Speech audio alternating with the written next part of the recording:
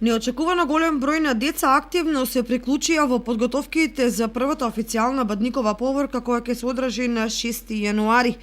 Храмот Свети Архангел Михаил е збирното место во кое секоја недела се организираат проби и од тука се очекува и да започне поворката. Господи, Мајко Владичице, спаси ги христијаните,